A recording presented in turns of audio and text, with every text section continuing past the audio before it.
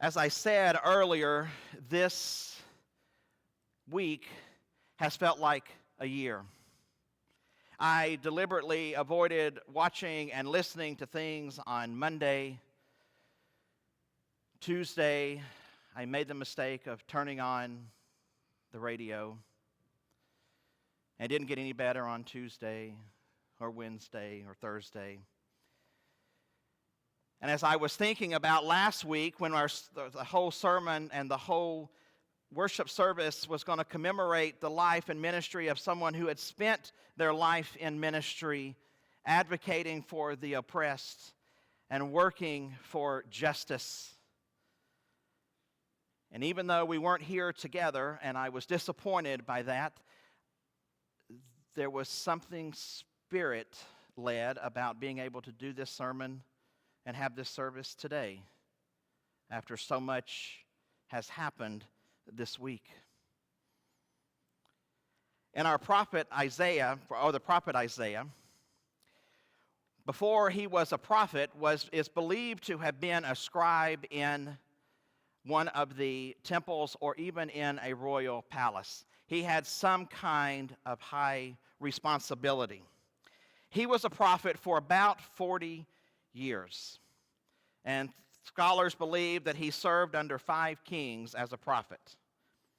You can imagine all of the change and all of the turmoil and all of the controversy, as well as some beautiful moments that would have happened in the course of 40 years under the reign of 5 different kings.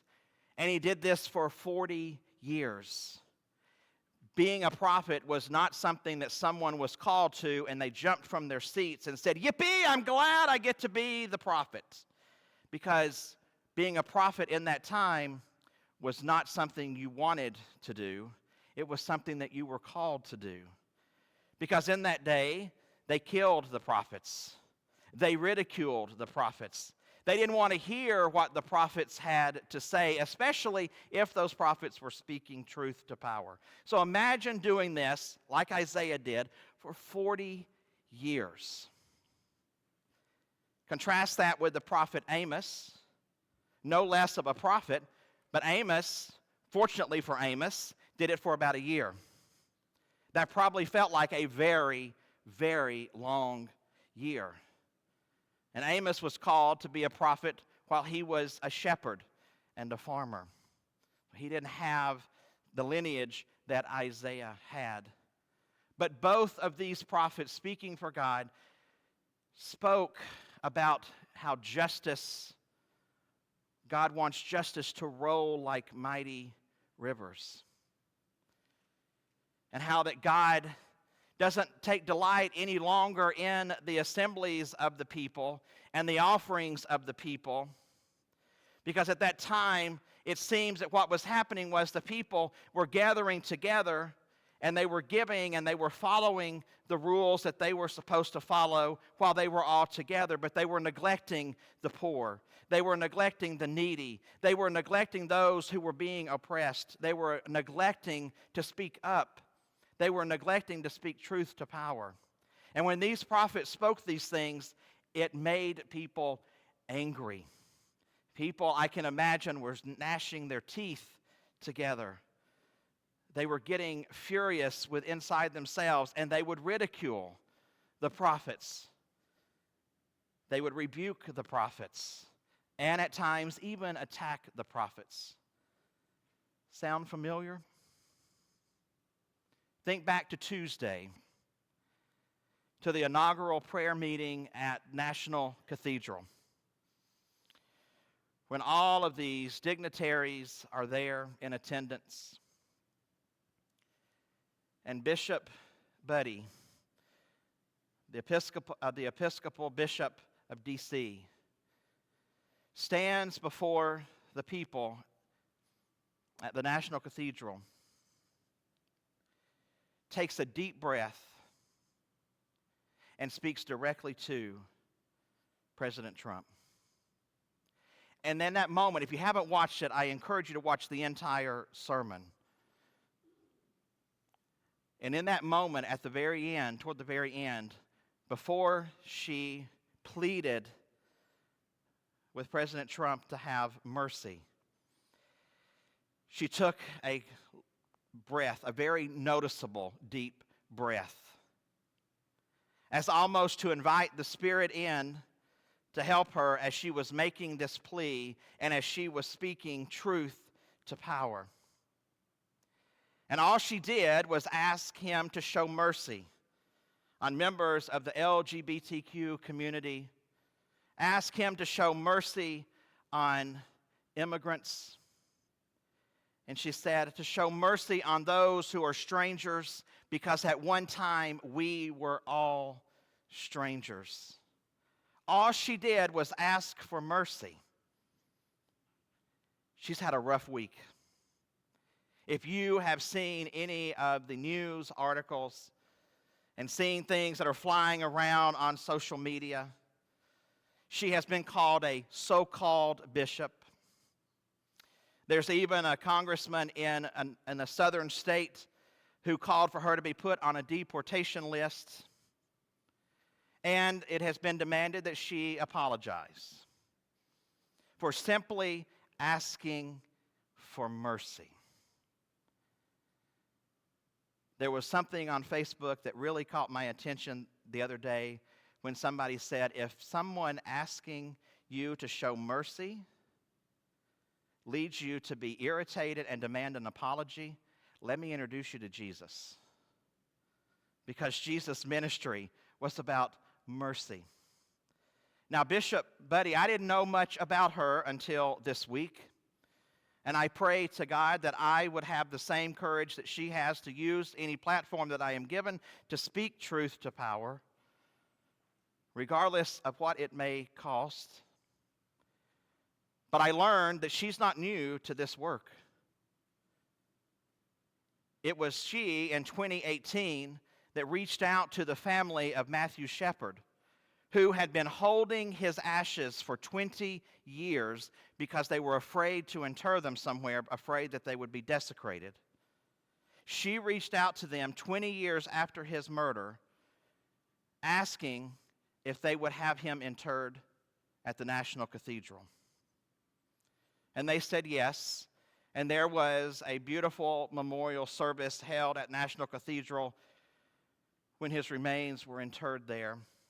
And if you visited the National Cathedral since 2018, you will find in the basement where Matthew Shepard's remains are interred, and there's a plaque that says, "Matt, rest gently in this place.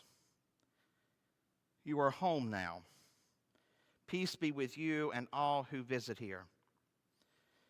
And she shared in that service, the memorial service that day, these words: "There will be young people from all across the country having tours here and being educated here. And when they pass by, they will see a plaque in his honor.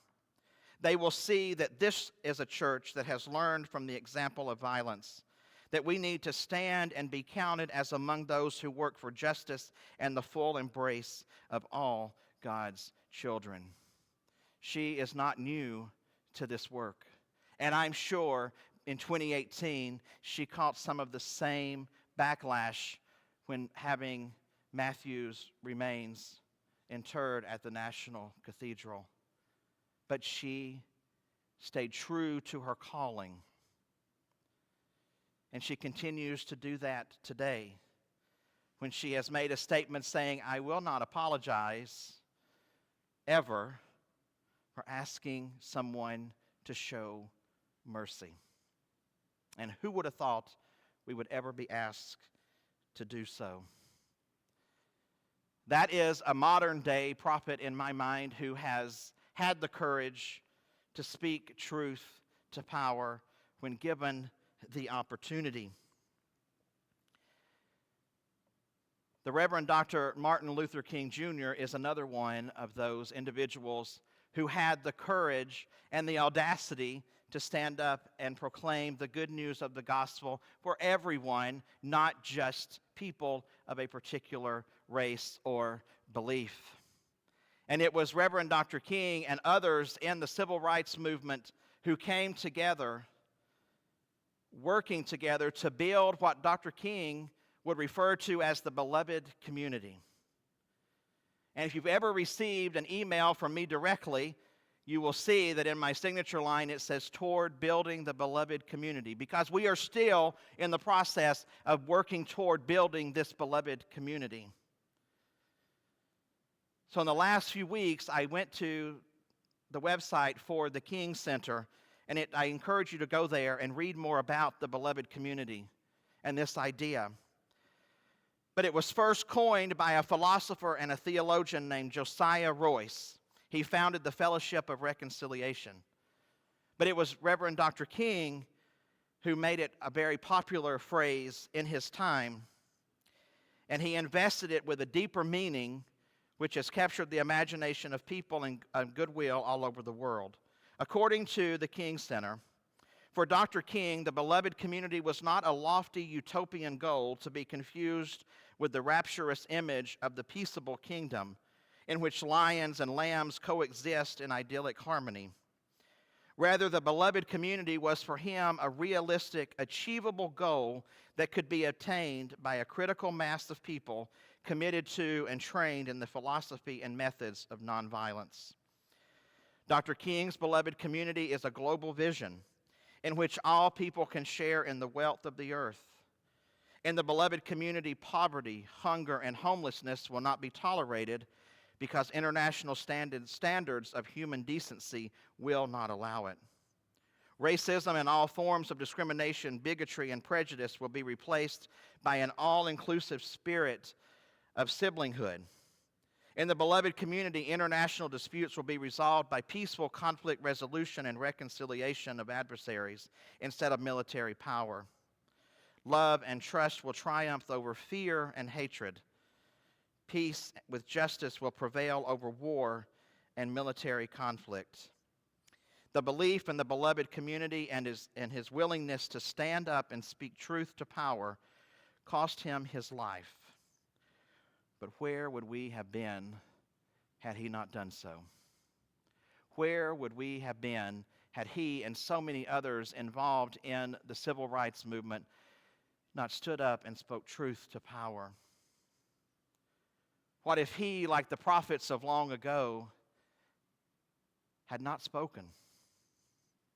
And we just went on doing the things that we do, worshiping the way that we feel like God is calling us to worship, keeping everything in our little spaces, rather than going out into the world, continuing to strive to build a beloved community. Where would we be? And friends, I fear we're going backwards. But we must not do so quietly. We have to stand up. We have to speak on whatever platform we're given. And for you, that may be your workplace. It may be at a conversation around the table in the break room. It may be with somebody that you encounter on the street. It may be a family member that you're having a meal with. We are all given opportunities to speak the truth and to share the good news in our own ways. Another prophet, the prophet Micah, says, what does God require of us? And it's to love God, to seek justice, and walk humbly with God. That's what God requires of us. But sometimes we get so caught up in what we do for 1 hour, or if Charlotte were here, I would say 1 hour and 15 minutes on a Sunday. We get so caught up in that we forget about the other hours of the day that we have been called to seek justice and to love mercy and to walk humbly with our God. We have forgotten about all the other hours of the week when we are invited to be the flow of justice into the world around us. We sometimes forget that God is just as concerned about what we do when we leave here as God is concerned about what we do while we are here. And in a world that is so divided, it can be so easy to get distracted by, well, we worship this way and you worship that way, and so we can't work together, when that's not what we are called to do. I think God will have all kinds of compassion on us if we don't worship in just the right way. But I question how we're going to be called to account for the ways that we have stood by silently while injustices are happening every single day. And the oppressed just continue to be oppressed. And we may say, well, I'm not participating in that, so that is not an issue for me. But our silence, as we have been reminded by so many other people, is complacency. It is agreement. And so we must speak up. And I know that we can't do everything. And that's something that I have to remind myself of, because there are a lot of things that are happening in our world all the time that get my blood boiling.